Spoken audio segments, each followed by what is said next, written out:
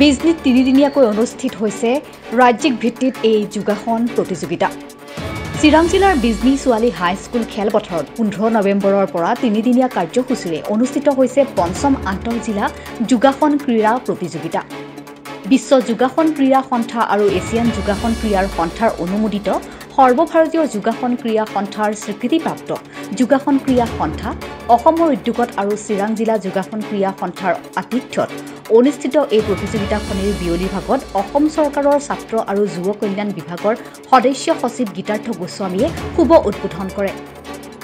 উক্ত সভাতে যোগাসন ক্ৰীড়া ক্ষেত্ৰখনত অৱদান আগবঢ়োৱা 5 গৰাকী বিশেষ ব্যক্তিক্ৰমে হোজাইৰ হিমাদ্ৰী পুৰস্কাৰালয় যোগৰত্ন বঁটা, শংকৰদেৱ বিশ্ববিদ্যালয়ৰ যোগ বিভাগৰ মুৰব্বী অধ্যাপক ডক্টৰ উজ্জ্বল অৰুণ মস্কুলৈ যোগ শিৰোমণি বঁটা, লখিমপুৰৰ আজাদ হাজৰিকালৈ যোগ সাধনা বঁটা, শিৱসাগৰৰ পবিত্ৰ গগৈলৈ যোগশ্ৰী বঁটা আৰু যোৰহাটৰ যোগ আৰু প্ৰাকৃতিক চিকিৎসক ডক্টৰ পৰশমণি বৰালৈ যোগ সমন্বয় বঁটা প্ৰদান কৰা হয়।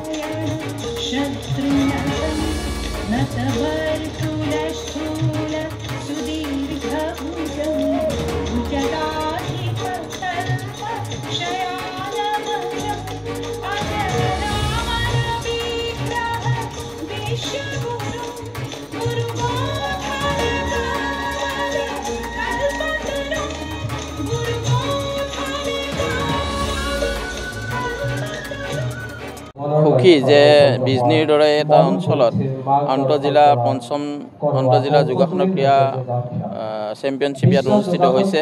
খুব সুন্দৰ পৰিৱেশত এই যি ক্ৰীড়া প্ৰতিযোগিতা অনুষ্ঠিত হৈছে তাৰ বাবে মই যোগাসন ক্ৰীড়া সন্থা চিৰাং জিলাক আন্তৰিক ধন্যবাদ জনাইছোঁ।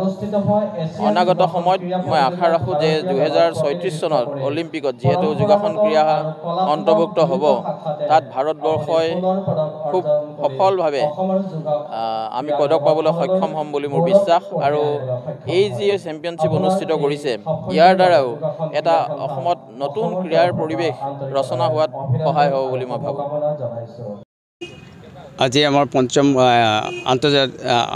আন্তঃজিলা যোগাসন প্ৰতিযোগিতা আৰম্ভ হৈছে। ইতিমধ্যে আমাৰ কাৰ্যসূচী আৰম্ভ হৈ গৈছে। পতাকা উত্তোলন আৰম্ভ কৰি আমি কাৰ্যসূচী আৰম্ভ কৰিছোঁ। আমাৰ এই 3 দিন আমাৰ কাৰ্যসূচী হ'ব। আজি আমাৰ মঞ্চ উদ্বোধন হ'ব। মঞ্চ উদ্বোধনৰ পিছত আমাৰ প্ৰতিযোগিতা আৰম্ভ হ'ব। আজি আমি কণ ল'ৰা ছোৱালীখিনিৰ প্ৰতিযোগিতা কৰিবলৈ চেষ্টা কৰিম। তাৰপিছত কালি অহাকালি তাৰপিছত পৰহি আমি সামৰণি মাৰিম। এইখিনি আমি কাৰ্যসূচীৰে আমাৰ আজি এই আন্তঃজিলা যোগাসন প্ৰতিযোগিতা আমি কৰিবলৈ ওলাইছোঁ। ইয়াত আমাৰ বিভিন্ন জিলাৰ পৰা ইয়াত যুক্ত হৈছে। আমাৰ 14খন জিলা ইতিমধ্যে আমাৰ ইয়াত আহি উপস্থিত হৈছে। আমি তাত ৰখা খোৱা বোৱাৰ ব্যৱস্থা সুন্দৰভাৱে কৰিছোঁ। আমাৰ যিটো চিৰাং জিলা আদৰণি সমিতি আমাৰ সুন্দৰভাৱে এইটো এৰেঞ্জ কৰিছে। সকলোৰে থকা খোৱাৰ ব্যৱস্থা ইতিমধ্যে আমাৰ মঞ্চৰ সকলো সঠিকভাৱে আমাৰ ব্যৱস্থাপনা হৈছে আৰু আমি খুব সুন্দৰভাৱে এই প্ৰতিযোগিতাখন পৰিচালিত কৰিম বুলি আমি আশা ৰাখিছোঁ। এই আমাৰ ইয়াত কাৰ্যসূচীৰ ভিতৰত আমাৰ প্ৰতিযোগিতা হ'ব। সকলোকে আমি চাৰ্টিফিকেট প্ৰদান কৰিম আৰু মমেণ্টো দিম। আৰু আমাৰ বিশেষ এটা কাৰ্যসূচী আমি ৰাখিছোঁ, যিটো নেকি আমি সন্মানিত কৰোঁ। আমাৰ যিখিনি যোগাসনৰ ব্যক্তিসকল আছে তেওঁলোকতো বঁটা বিতৰণ কৰোঁ আমি, যিটো আমি এৱাৰ্ড বুলি কওঁ। সেই এৱাৰ্ড আমি ইয়াৰ পৰা আমি কৰিম। 5জন আমি বঁটা বিতৰণ কৰিম, ইয়াৰ পৰা সন্মানিত কৰিম। সকলোকে আন্তৰিক অভিনন্দন জনাইছোঁ। আৰু আমাৰ সহযোগত পতাকা উত্তোলন 3দিনীয়া কাৰ্যসূচী আমি অলপ চালে আমাৰ জিলাৰ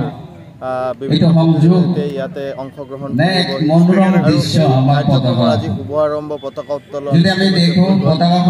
আমি ভাবোঁ যে সকলোৰে আমাৰ এই কাৰ্যসূচীখন আমি ধুনীয়াকৈ পৰিচালনা ইতিমধ্যে আমাৰ বিভিন্ন জিলাৰ পৰা প্ৰতিযোগীসকল প্ৰতিযোগীসকলৰ যিসকল অভিভাৱক আছে তেওঁলোকে উপস্থিত হৈছেহি। আমি আমাৰ ফালৰ পৰা চেষ্টা কৰিছোঁ।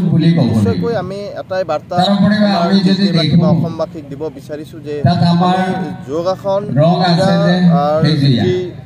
আমাৰ উদ্দেশ্য সেয়া হৈছে আমাৰ বিশেষকৈ আমি যোগাসনৰ ক্ষেত্ৰত পিছ পৰি আছোঁ আৰু একেবাৰে নাই বুলি আমি ক'ব পাৰোঁ। তেনে ক্ষেত্ৰত আমি যথেষ্টখিনি চেষ্টা আমি কৰি আছোঁ। আমাৰ এটাই কথা যে সকলোৱে যোগাসন যিটো ক্ৰীড়া তাৰ প্ৰতি যাতে সকলোৱে আগ্ৰহ হয় বা প্ৰেৰণা পায়। আমাৰ অভিভাৱকসকলে আমাৰ বিজনী ৰাইজ বা চিৰাং জিলাৰ ৰাইজে সহযোগ কৰি তেওঁলোকে অনুভৱ কৰিব পাৰিব তেতিয়া যে আচলতে ইয়াৰ প্ৰয়োজনীয়তা কি।